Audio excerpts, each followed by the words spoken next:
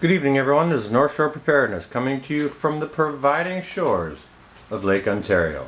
Today is Wednesday, September the 2nd, 2020, and tonight we are going to be pressure canning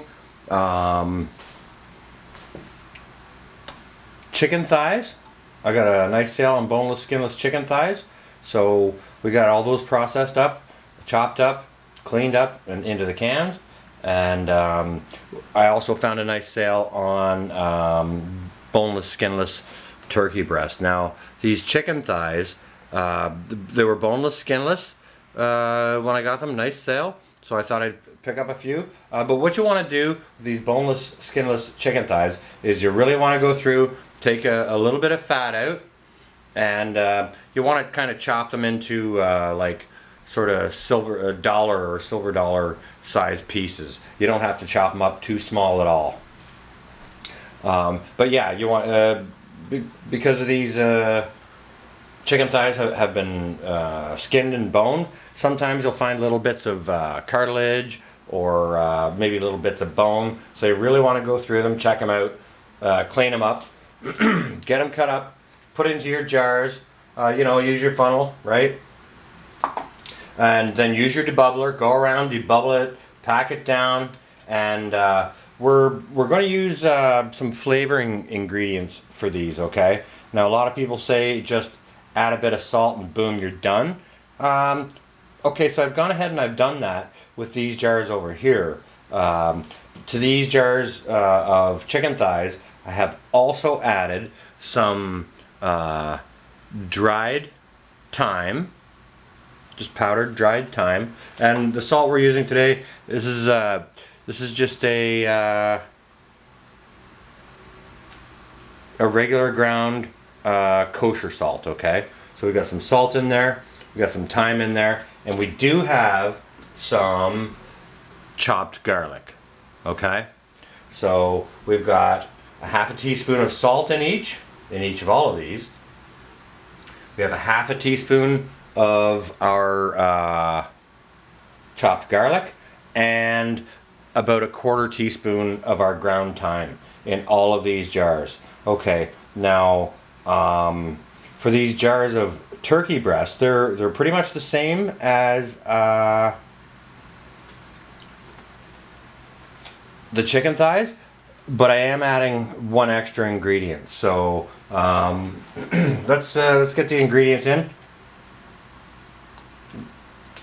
Let me just go ahead and re-debubble this. Get all the air pockets down. That'll help push your meat down too a little bit. You're looking for 1 inch of headspace on both of these products, okay? So that's what we're going to be looking for on that, okay? We'll just work this around, get these bubbles out. And this is a cold pack or raw pack. I'm not sure the proper term. All you guys are fancy out there with your terminology and stuff like that. But this is a cold pack.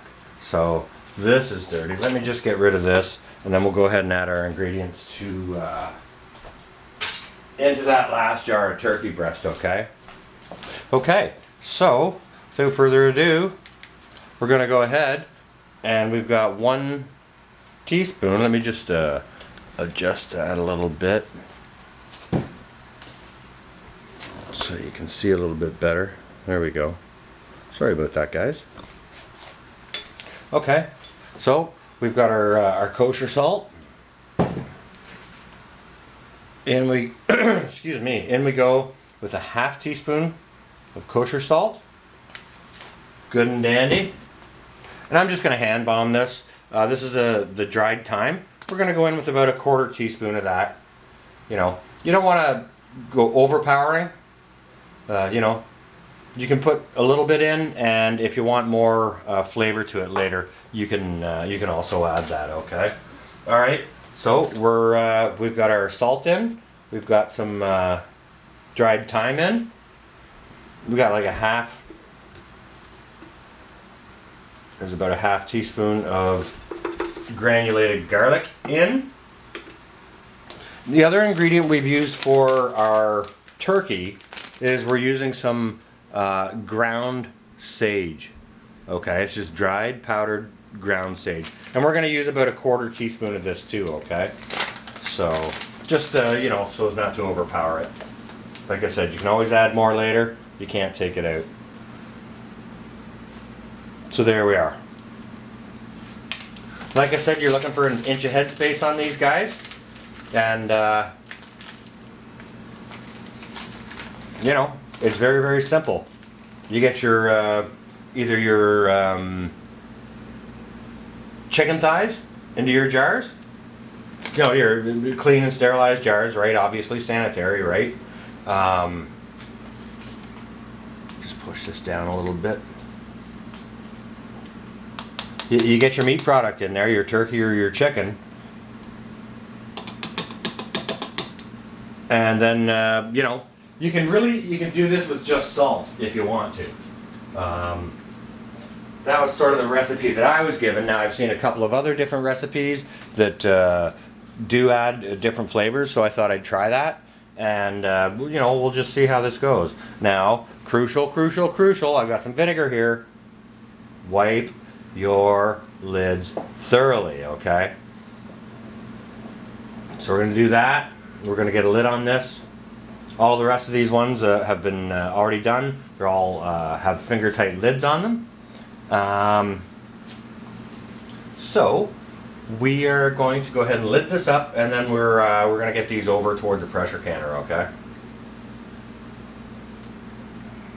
Lid, some warm water, a ring. Here we go. Just finger tight, okay, guys? So we have three jars, three beautiful jars of nice lean skinless boneless turkey breast here, and 4 jars of nice skinless boneless chicken thighs. Okay, now for these chicken thighs I've used just regular pint-sized mason jars, regular mouths, regular lids. And for these for the turkey, just so I can tell the difference between the two once they come out of the canner, if they look the same, I've gone ahead and I've used wide mouth jars for the turkey, just so I can tell the difference, okay? So what we're going to do is we're going to spin around right now, and we're going to get these. I'm just going to adjust the camera a little bit. Whoops, holy crap, it's jumping around. I'm just going to spin this around, and we'll take you over to the canner, and we'll get things loaded in, okay? Let me just see if I can see what's going on here. Kind of close.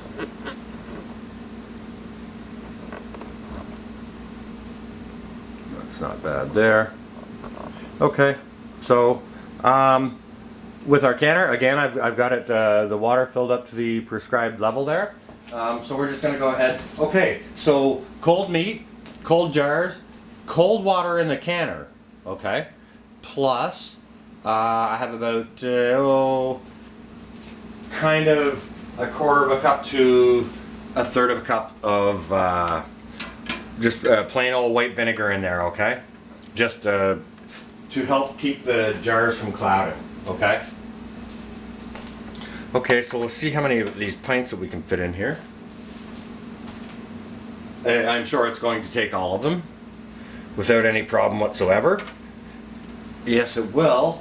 And it's going to leave us room in the middle for another jar. So what I'm going to do about that is I've got another clean jar here, and I have an extra lid and ring. So what I'm going to do is I'm just going to go ahead and I'm going to fill this with water to put it into the center of my, I'm going to leave like sort of an inch, 3/4 of an inch of headspace on this too. So I'm going to fill this jar with water, and I'm going to put it into my canner so that my canner is full. Again, just finger tight. Alright, so now the bottom of my canner is full. The reason I put that jar of water in there is just to help with the displacement of the water so that it's at the correct level. And so there we're gonna go. You know, cold products into cold jars, into cold water, in a cold canner, okay? You don't want any shock on anything. But here we're going to go with our lid. I can find the line to line up here. Right there. There we go. Seal this up. Give it a spin here. We're going to put this, turn this on to max. Turn it on to high. And once we get a steady stream of steam out of the vent hole here, once it's streamed for 10 minutes, we're going to let it stream a steam. We're going to let it stream a stream of steam for 10 minutes out of the vent hole. Once it has done that, I will take my weight and I'll place it on top. And I will wait for the pressure to come up to 11 pounds of pressure.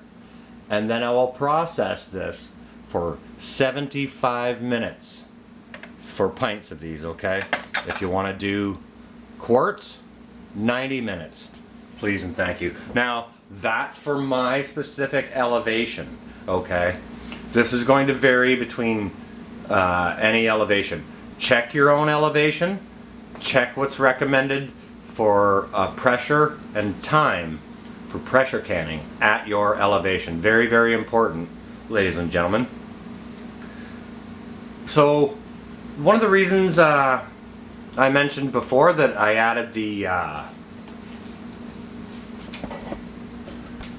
that 1 jar of water to the center of the canner was to displace the to make proper displacement in the water level of the canner, okay?